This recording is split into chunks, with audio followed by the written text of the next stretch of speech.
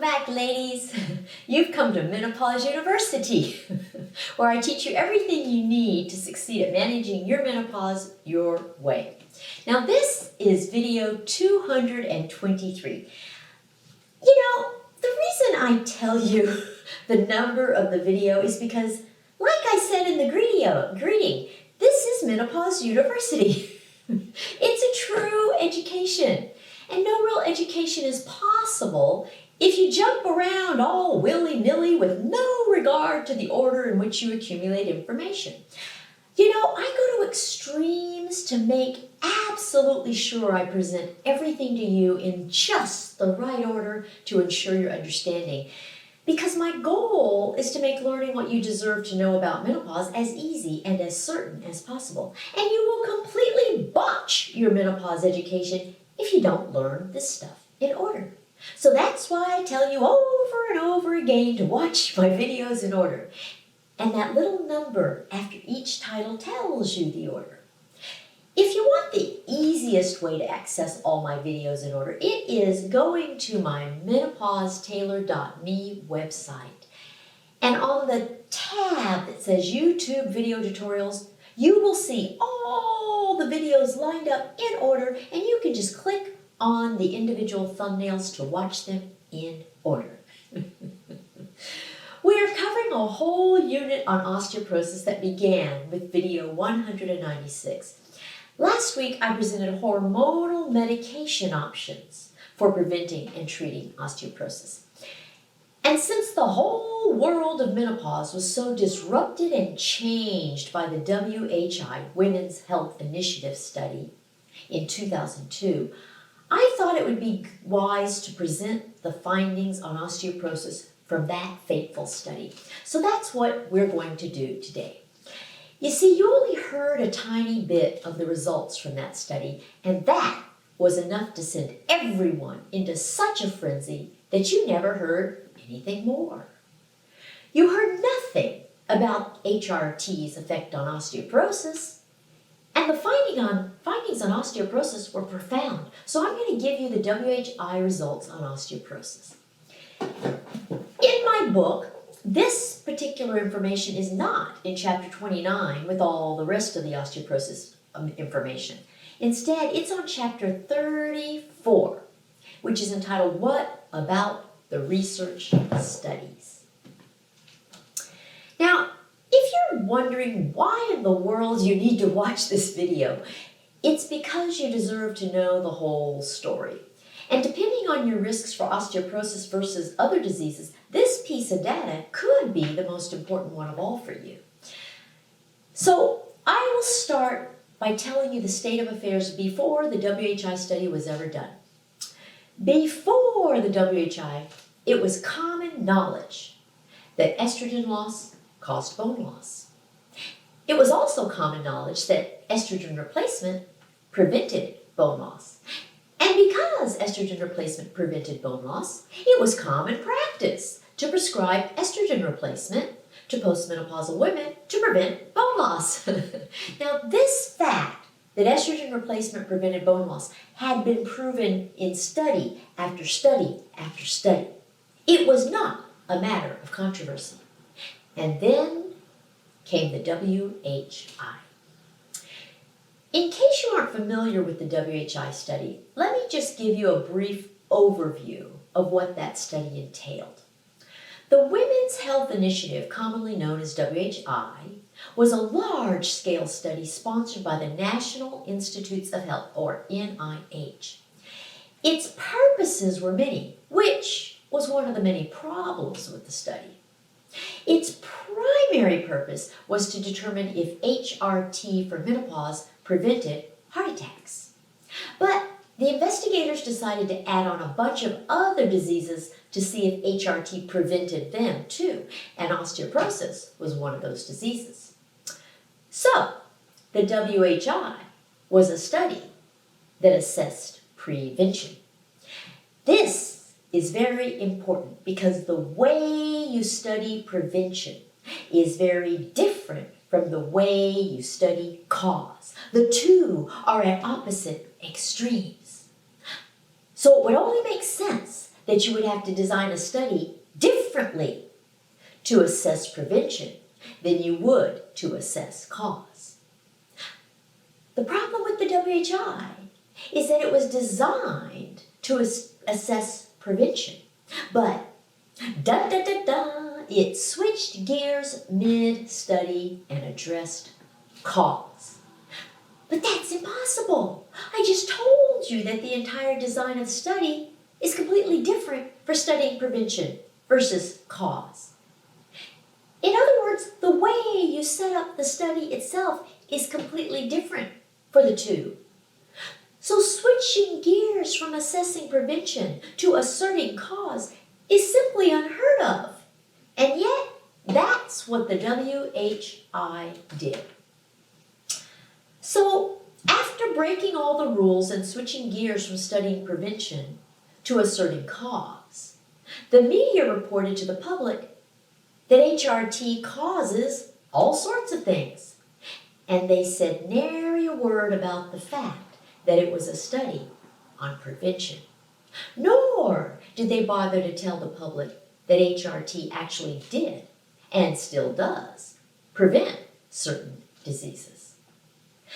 But you know, fear is a very powerful thing. And when the media reported that HRT caused anything, they instilled fear in both women and doctors. Nobody bothered to tell you that it was false fear because the study was on prevention rather than cause. Nobody bothered to mention that HRT did prevent certain diseases.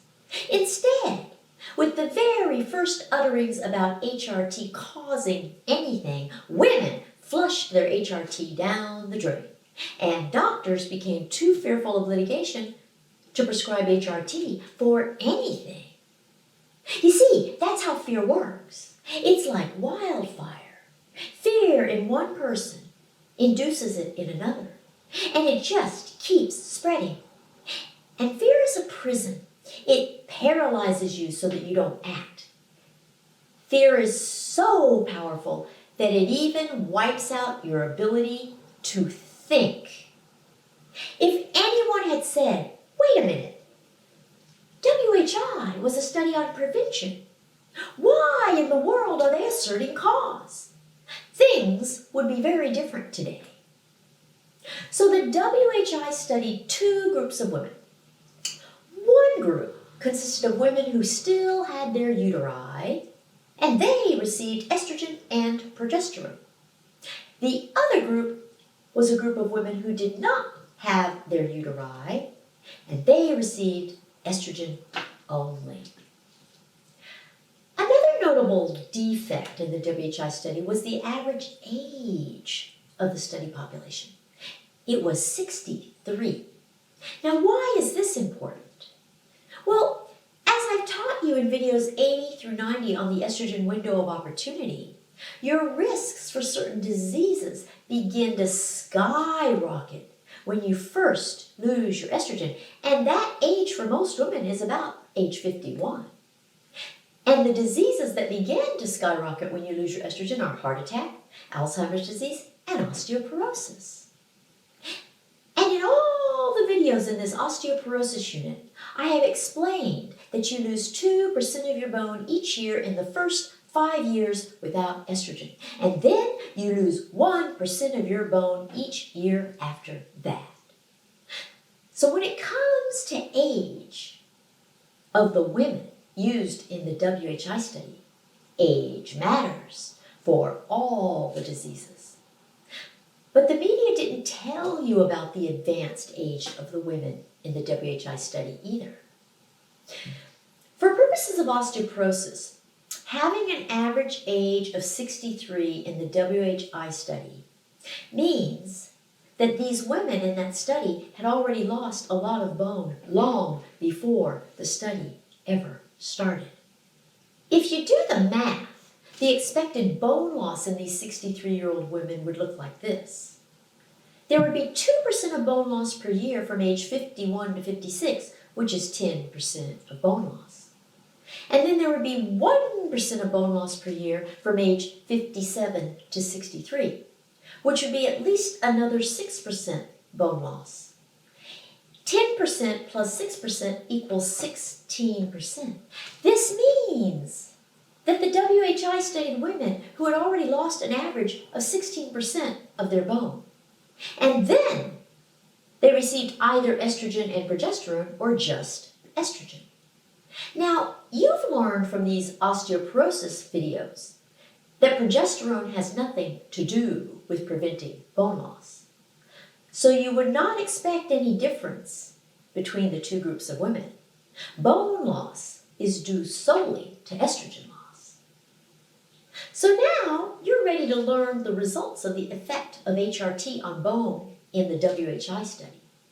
What do you think? Do you think HRT prevented osteoporosis or caused osteoporosis? Do you think there was a difference between the two groups of women, one of which took estrogen and progesterone, the other of which took estrogen only? You see, when you learn facts, you have the ability to surmise as to the results of a study. You have enough education to know what's logical and what's not. And when you apply logic, you don't react with fear. Well, it just so happens that the WHI study showed a decrease in the number of fractures for all women in both groups. The exact numbers were as follows. In the group of women who took both estrogen and progesterone, there was a 33% decrease in hip fractures and a 24% decrease in all fractures of the spine, hip, and wrist. And I always like to translate percentages into actual numbers for you because percentages sound scarier than actual numbers. So 33% fewer hip fractures constituted 5 fewer fractures per 10,000 women per year. Now, that format, how many fractures per 10,000 women per year, is very important. Why? Because this arm of the study with estrogen and progesterone lasted 5.2 years. And that means that there were a whole lot of fewer fractures. It's more than 25 fewer fractures. And these are older women. In the group of women who took estrogen all by itself, the numbers were similar. And that's because progesterone has nothing at all to do with preventing bone loss, just like I taught you. But I think the most important thing is timing. Despite the fact that these women had gone without estrogen for over 10 years, which means their estrogen windows of opportunity were closed, they still benefited from taking HRT and preventing fractures. The estrogen window of opportunity is all about taking estrogen early in the first years of your postmenopause to prevent bone loss in the first place. But these findings show that it can still prevent fractures even if you've already lost bone. That's fantastic. For some women, this means that the benefits of taking HRT can still outweigh the risks of HRT even after the estrogen window of opportunity has closed. This is why you always have to apply all the facts specifically to you. So despite all the negative findings you heard about the WHI, it actually showed that HRT has some huge benefits. It's just that the public never heard that part of the story. This is more evidence that estrogen can and does prevent bone loss. It's also evidence that estrogen can even replace bone loss. So be sure to take this information into account as you weigh all your benefits and risks of HRT. Osteoporosis is one area for which nearly all women can benefit from taking HRT. So now you know that all studies, including the WHI, have always proven that estrogen prevents bone loss. Before the WHI study took place, estrogen was considered the very best option for preventing and treating bone loss. But because the WHI broke all the rules in switching from studying prevention to addressing cause, And because they extrapolated the negative results to all uses of HRT, and because the media chose to tell you only the scary, distorted results, and because the public reacted with fear of HRT and doctors reacted with fear of litigation from prescribing HRT, we now have a situation in which people seem to have forgotten the benefits of estrogen on bone. And even though there is no question that estrogen is the very best option for preventing and treating osteoporosis, it is not even offered anymore, all because of the WHI. So now, if you have osteopenia or osteoporosis, your doctor is going to tell you to do weight-bearing exercise and to take calcium and vitamin D, none of which can treat either osteopenia or osteoporosis. It's a terrible shame, really. The solution for preventing bone loss and fractures is just so obvious, but everybody is afraid to use it. Sometimes a negative report casts such a dark shadow that it completely blinds everyone to the things that used to be so clear. So it comes down to assessing all your risks and determining what's right for you. And sometimes what you view as most risky may actually be most beneficial. This is the kind of thing I do with you in a consultation. We take all the facts and we apply them specifically to you. So if you want a consultation, go to menopausetailor.me and schedule one. So that's it for today. Next week, I'll present your non-hormonal medication options for preventing and treating osteoporosis. And regardless of your ability to take HRT, you will see that you still have many options. Be sure to subscribe if you haven't already, and follow me on Facebook, Twitter, and Instagram. And I will see you in a week. Bye!